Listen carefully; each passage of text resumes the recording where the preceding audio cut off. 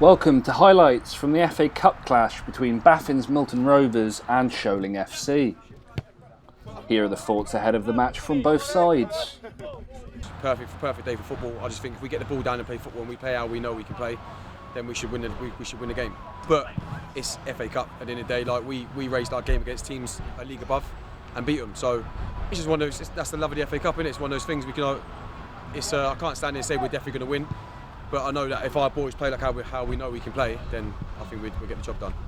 Well, it's massive for a club like us because we haven't got a lot of money, and everybody wants a cup run, and we're no different. And the thing is, for me, it's another football match, and we want to keep winning, which breeds confidence to hopefully give us a successful season.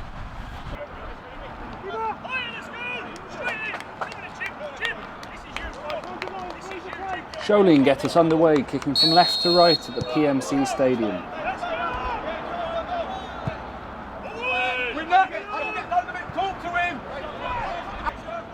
The boatman got straight to work with this cross into the back post that was headed on by Dan Miller to the on-rushing Dan Mason, who scored for Sholing to take the lead within 7 minutes. No, exactly. Good ball, get up!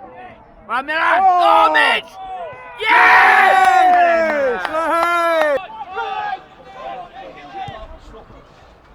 This great counter-attack 10 minutes later saw Joe Adams test the goalkeeper. Luckily for him, Claudio was there to pick up the pieces and lash one into the back of the net.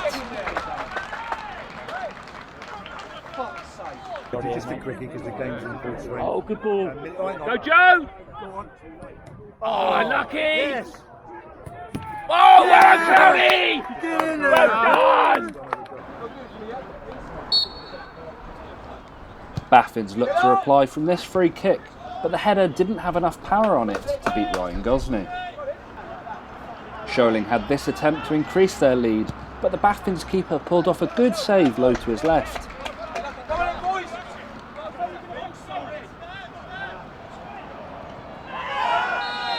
Baffins scraped an opportunity to possibly grab one back when the referee gave a penalty for this foul in the box. I'm not sure if it was given for a handball or the smallest of collisions.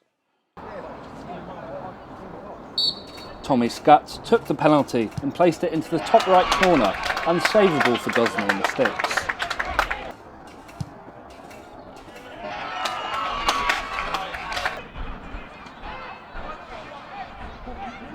This long throw into the box eventually found Nichols, whose low effort was blocked straight into the path of Stu Green for him to grab his first of the winning season. I doubt the striker will get an easier goal all season.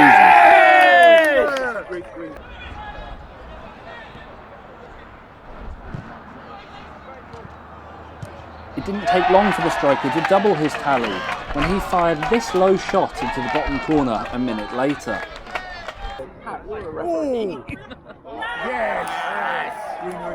Early in the second half, Baffins were gifted an opportunity to get back into the game again when they were awarded a penalty after another foul in the box.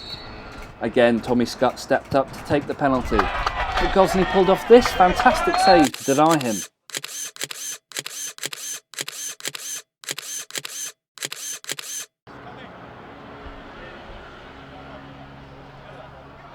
Baffins pushed for a goal, and this fantastic volley from Callum Smith gave them hope of getting something out of the game.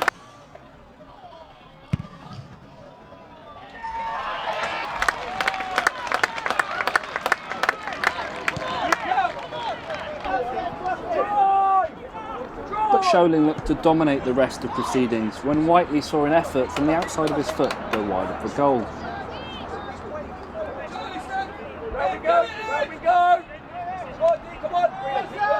And from the resulting goal kick, Sholing were gifted the ball, and Greener tried one from range only to see it sail over the bar.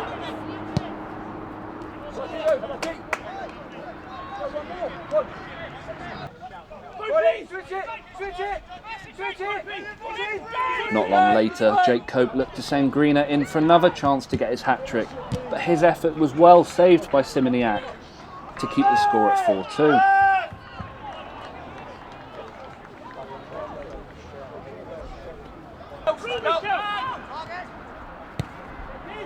The game wasn't over yet though, with Jason Parrish managing to generate a chance for the home side that was well saved by Ryan Gosney.